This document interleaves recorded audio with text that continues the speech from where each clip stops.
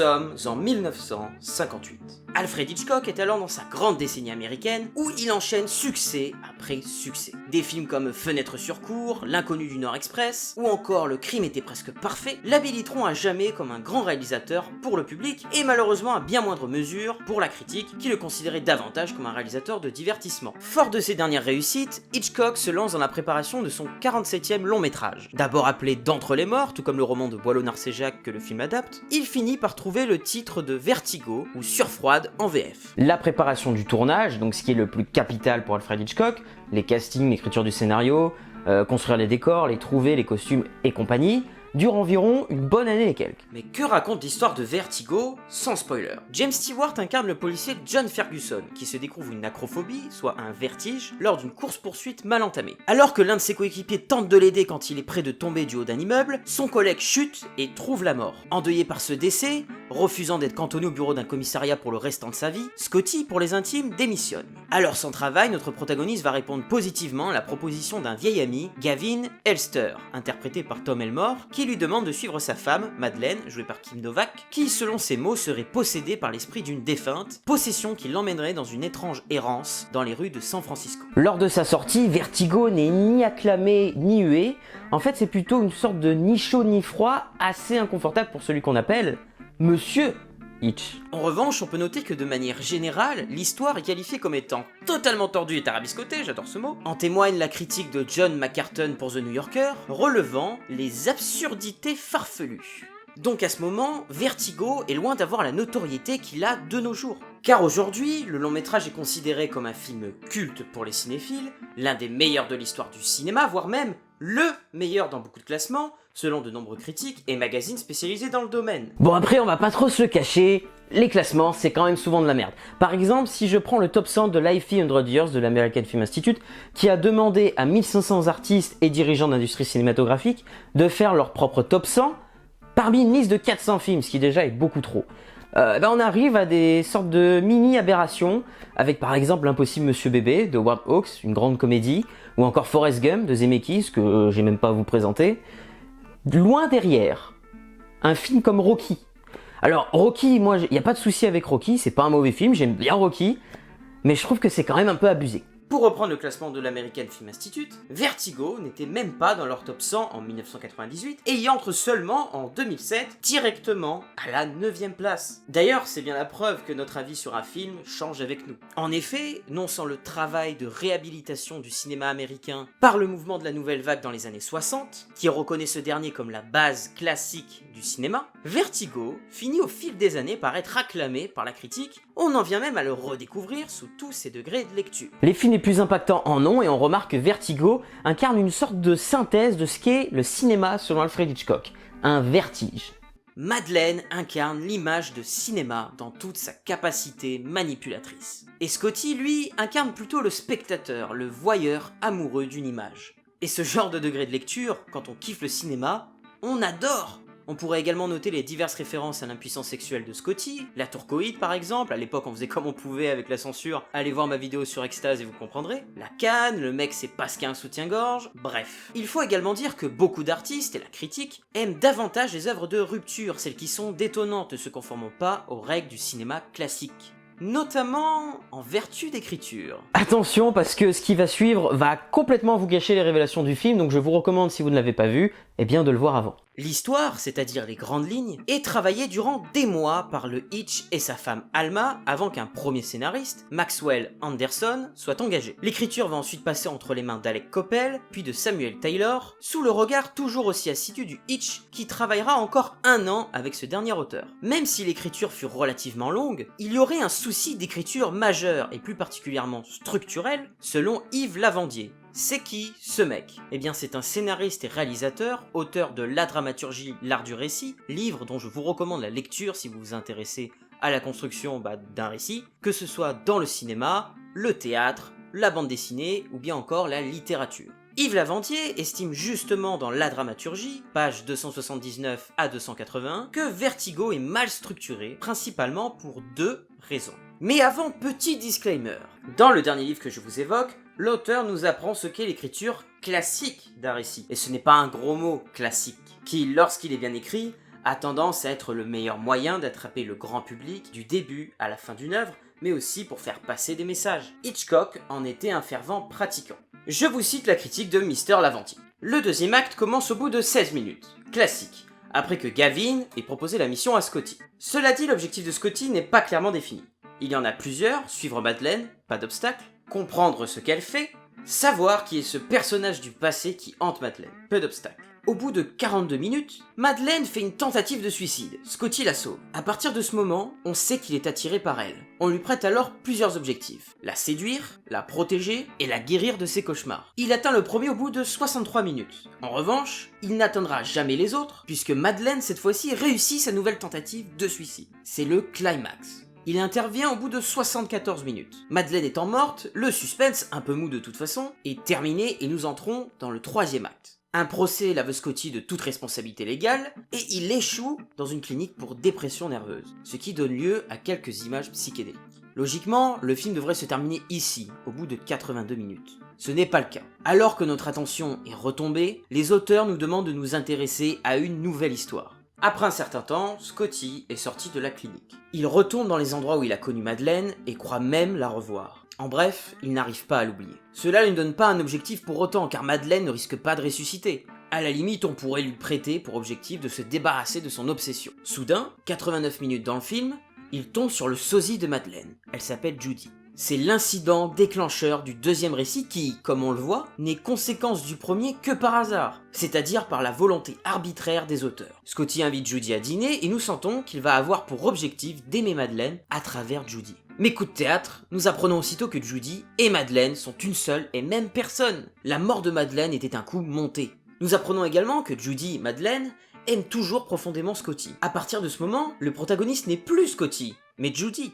C'est elle qui souffre le plus, qui vit le plus de conflits. Son objectif, être aimée en tant que Judy et non en tant que Madeleine. Obstacle ? L'obsession maladive de Scotty. Le climax de cette deuxième histoire est, bien évidemment, le moment où Scotty réalise qui est Judy. Afin de lier cette révélation avec le problème de l'acrophobie de Scotty, la scène a lieu à l'endroit où Madeleine est censée s'être tuée. Un coup de théâtre final, et mal amené, pour ne pas dire grotesque, intervient dans le troisième acte. Il est clair que Surfroide est un film handicapé. D'abord, il n'y a pas assez de conflits, ce qui rend la première partie un peu errante, mais surtout, l'unité d'action n'est pas respectée. Il y a deux actions avec un long creux entre les deux. C'est d'autant plus dommage que le sujet est beau. Bon, ça fait beaucoup à digérer, ne vous inquiétez pas, on va y aller étape par étape.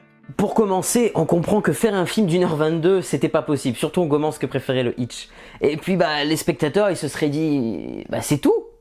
Encore plus venant d'Alfred Hitchcock. Pour une version de 82 minutes, l'enquête autour de Madeleine, éclaircie si rapidement en fin de métrage, n'aurait pas donné une grande satisfaction aux spectateurs, mais plutôt une impression de facilité. Ils seraient restés sur leur faim. Dans une enquête, ce qu'on aime, c'est des rebondissements, des retournements de veste, oh c'est une image of course, des fausses pistes. Regardez les plus grands films policiers, Seven par exemple. Hitchcock le sait, mais on dirait que le réalisateur a voulu faire un film plus sensible, plus lent, plus émotionnel, à l'image de Scotty. Trêve de diversion. Revenons au premier problème, la première partie du deuxième acte de Vertigo. Effectivement, je trouve aussi que celle-ci, donc la filature de Madeleine par Scotty, n'est pas assez riche en obstacles et donc en conflit. Elle peut être rapidement ennuyeuse, là est la faiblesse. Mais si on se laisse porter par le mystère, par la musique, avec un bon son et une belle image, bref par des éléments souvent purement cinématographiques, cela peut compenser. Or le spectateur moyen, rien de péjoratif, regarde un film pour voir des situations conflictuelles, des choses qui tournent mal, qui sont par nature intrigantes. Porté par la question, comment le protagoniste va-t-il atteindre son objectif?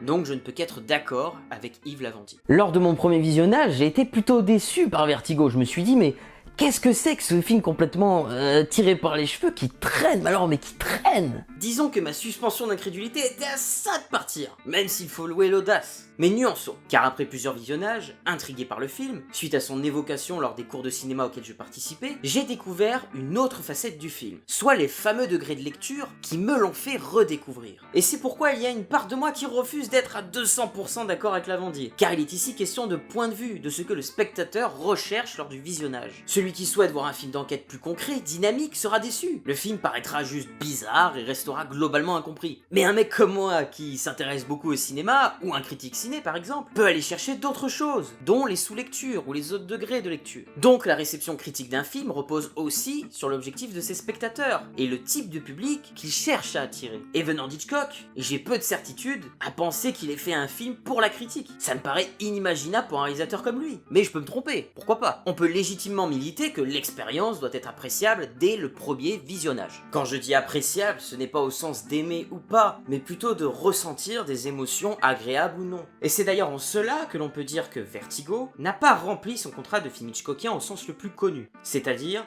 riche en suspense insoutenable et en rebondissement. Donc le public a été en majorité en mode mais. D'ailleurs, selon Yves Lavandier, Vertigo est l'exemple parfait pour illustrer le fossé séparant la critique de cinéma du public. La critique, qui voit plus les films avec la tête qu'avec le cœur et qui s'extasie volontiers devant les œuvres de rupture, ne s'est intéressé qu'au thème de Surfroide et, comme il est passionnant, a classé le film parmi les plus grands chefs-d'œuvre du cinéma. Le public, qui est d'abord, pas uniquement mais d'abord, sensible à la construction et à l'émotion qu'elle génère, n'a pas été assez distrait pour apprécier le film. Alfred Hitchcock a beaucoup apprécié réaliser Vertigo, et j'ai souvent eu l'impression, en regardant ce film, qu'il cherchait tout simplement à expérimenter de nouvelles façons de raconter une histoire, et surtout, de surprendre le public. Parce que le mec a déjà fait 46 longs métrages avant, sans compter les courts métrages et les épisodes de sa série TV Hitchcock Présente, alors on peut imaginer qu'il s'est concerté avec ses scénaristes avec pour accroche « Prenons des risques ».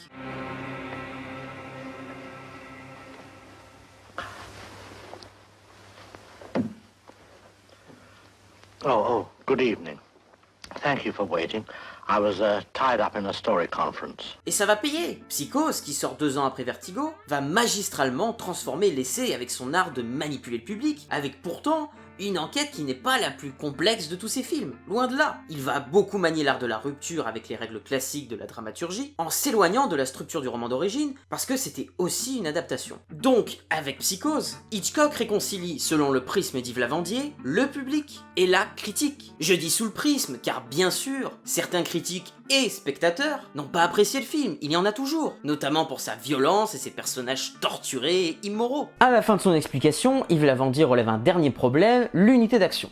Comme quoi elle ne serait pas respectée. Il y a 2 actions avec un long creux entre les deux. C'est d'autant plus dommage que le sujet est beau. Tout d'abord, qu'est-ce que l'unité d'action ? Eh bien c'est un principe selon lequel toutes les parties de l'œuvre, y compris les éventuelles sous-intrigues, doivent servir une seule action. L'unité d'action est liée à l'unicité de l'objectif général et aux besoins d'ordre de l'être humain. Or dans Vertigo, il semble y avoir 2 récits, séparés par le suicide réussi de Madeleine. Personnellement, c'est pas ce qui m'a le plus dérangé. Même après le premier visionnage, d'autant plus que l'objectif reste finalement concentré sur Judy, Madeleine. Certes, il n'est plus exactement le même, mais on retrouve dans le deuxième récit cet amour qu'éprouvait Scotty pour Madeleine, puis pour Judy qui lui ressemble étrangement, qui était déjà présent dans le premier récit, et c'est ce qui finit par motiver l'homme à nouveau. Il reste du mystère, une ironie dramatique finit par intervenir, je vous en parlerai un peu plus tard. Et la surprise est au rendez-vous, bien que je l'avoue, elle vient tout de même du hasard choisi par les scénaristes. Également, pour ma part, Scotty n'est pas non plus mis trop au second plan. Il reste actif, ce qui empêche de ressentir une trop franche rupture avec la première histoire. J'ai plutôt l'impression que la seconde est d'ailleurs une suite logique. Certes perchée, c'est vrai, mais la suspension d'incrédulité n'a pas été détruite de mon côté. Donc globalement, je reconnais bien qu'il y ait 2 récits, puisque l'objectif diffère, mais le passage de l'un à l'autre ne m'a jamais donné l'impression d'être une rupture à décrocher mon attention du film. Au contraire, ça relance l'action de manière très intrigante, donc l'erreur des 2 récits me paraît discutable. En revanche, je suis tout à fait d'accord au sujet du creux trop long entre les 2 récits, lorsque Scotty se retrouve en clinique,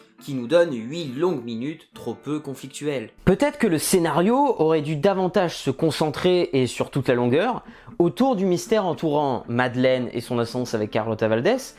Sauf que ça aurait donné quelque chose de bien différent, et puis de toute façon c'est très hypothétique. Donc ça nous fait poser aussi la question, est-ce que l'unité d'action stricte est obligatoire ? Dans Psycho, selon moi, il y a aussi 2 récits. C'est juste beaucoup mieux emmené, mieux rythmé, mais surtout plus surprenant encore. La suite qui en découle, l'enquête menée par le conjoint de Marion et la sœur de celle-ci, paraît beaucoup plus vraisemblable. Donc, le non-respect de l'unité d'action est-il une gageure? Et même plus profondément, un scénario a-t-il besoin d'être structuré scrupuleusement ou non? Mais bon, ça c'est un autre sujet. On l'abordera sans doute plus tard sur cette chaîne. Je peux juste dire que des psychoses, qui marchent autant comme Psychose justement, il y en a très peu depuis 1960. Il faut une grande compréhension et maîtrise des mécanismes dramaturgiques pour arriver à écrire quelque chose comme Psychose. Mais permettez-moi de relancer l'action, quelle solution aurait pu être prise par les scénaristes pour justement corriger ce problème structurel? Yves Lavandier, je vous lis. Que fallait-il faire? Sur Froide était-il condamné à ce que François Truffaut appelait un grand film malade? Pas nécessairement. Une première solution aurait consisté à raccourcir drastiquement la première partie pour en faire un long premier acte. La rencontre entre Scotty et Judy aurait constitué l'incident déclencheur. Scotty aurait eu pour objectif d'aimer Madeleine à travers Judy. Éventuellement, quelques flashbacks nous en auraient appris un peu plus sur l'histoire d'amour entre Scotty et Madeleine, et même sur sa mort. Au milieu du deuxième acte, nous aurions pu apprendre que Judy et Madeleine sont une seule et même personne, ce qui aurait constitué un beau climax médian. Non seulement cette solution eût été viable, mais aurait respecté l'intérêt d'Hitchcock pour l'histoire de Boileau-Narcejac. Ce qui m'intéressait le plus, disait-il, étaient les efforts que faisait James Stewart pour recréer une femme, à partir de l'image d'une morte. En d'autres termes, c'est la deuxième partie la plus fascinante. C'est très intéressant et ça pourrait limite donner l'envie à certains de faire un remake de Vertigo en suivant les conseils de Lavandier.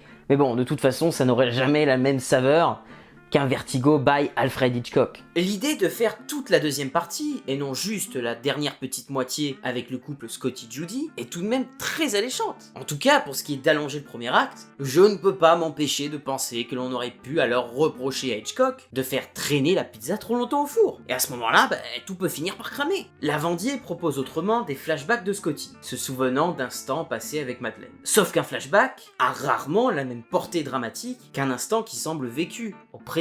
Bien sûr, je ne doute pas qu'Hitchcock aurait pu trouver un moyen de le raconter avec subtilité et force. Puis il y a d'autres choses qui pourraient expliquer ses faiblesses de structure. Et c'est con, mais peut-être que passer tout un film avec un gars qui veut remodeler une femme selon son grand amour disparu aurait fini par être un peu emmerdifiant à la longue. Et qu'il n'avait pas suffisamment de matière pour tout un deuxième acte là-dessus, et que les scénaristes auraient préféré travailler le mystère. Ce qui vaut pour la dernière solution que je vais vous livrer juste après. Également, on peut imaginer qu'une structure telle que celle proposée par Yves Lavandier n'aurait pas permis au Hitch de développer à sa convenance la sous-lecture dont je vous parlais précédemment, à savoir le cinéma est un vertige. Là, nous serions donc dans un cas où un degré de lecture prend le dessus sur le scénario. Connaissant l'intérêt passionné d'Hitchcock pour le public, il est alors possible de conclure qu'il n'aurait pas su, avec ses scénaristes, trouver la juste mesure pour marier son propos de fond et l'écriture d'un récit classique. Ce qui est intéressant, c'est que Vertigo reprend plus ou moins la même forme, du moins en termes d'actes dramatiques, que le roman de Boileau-Narcejac, dont il est l'adaptation, je le rappelle. La révélation, quant à Madeleine Judy, est quasi à la même place dans le roman. Et peut-être parce que sur le livre ça leur semblait très bon, qu'ils ne se sont pas assez posé la question, est-ce qu'avec des images,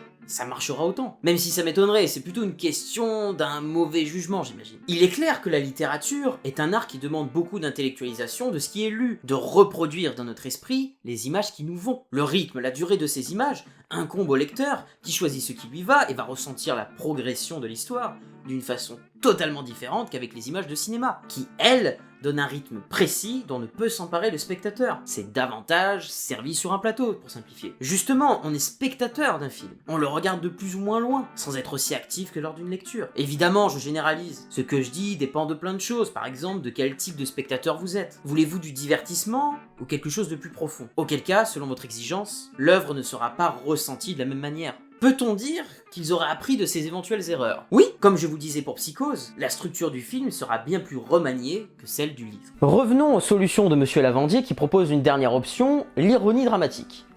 Mais qu'est-ce que l'ironie dramatique, me direz-vous? C'est un procédé qui consiste à donner au spectateur une information qu'au moins l'un des personnages ignore, consciemment. Donc, à donner au spectateur de l'avance par rapport à un personnage ou plus. L'ironie dramatique comprend 3 phases: installation, exploitation et résolution. L'ironie dramatique se formule de la façon suivante. Nous savons que ceci, cela, tel personnage l'ignore. Ainsi, l'auteur de la dramaturgie, l'art du récit, propose Une ironie dramatique aurait pu sauver Sur Froide. Il aurait simplement fallu qu'Hitchcock, avant ça encore plus qu'il ne l'a fait, le coup de théâtre de la fin du roman de Boileau-Narcejac. C'est-à-dire que nous sachions tout de suite que la mort de Madeleine était feinte, au lieu de l'apprendre plus tard, au début de la deuxième partie. Ainsi, les quelques 15 minutes séparant la fausse mort de Madeleine de la rencontre avec Judy auraient été chargées de suspense et ne nous auraient pas donné le sentiment de creux qu'elle donne dans le film. L'ironie dramatique aurait servi de pont émotionnel entre les deux histoires. Il faut quand même reconnaître que cette solution n'aurait pas tout réglé. En effet, en donnant de l'avance sur Scotty, l'ironie dramatique nous aurait empêché de nous identifier pleinement à lui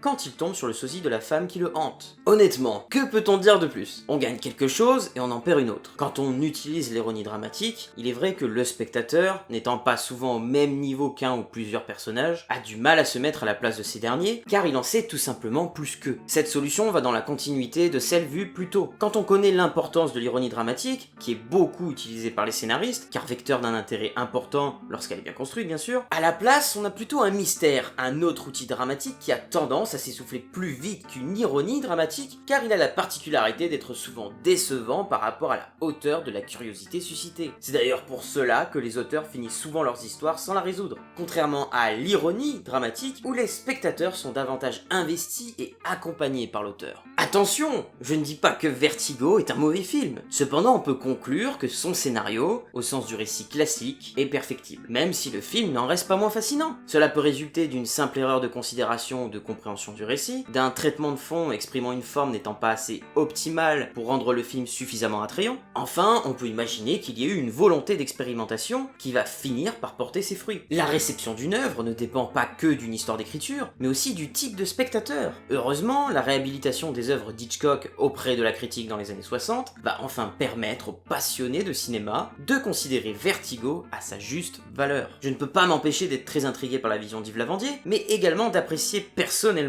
ce film tel qu'il est. Comme Lavandier le dit lui-même dans La Dramaturgie, si vous adorez authentiquement sur Froide, vous avez raison, comme j'ai raison de m'y ennuyer authentiquement. Non, là, le spectateur, non mais...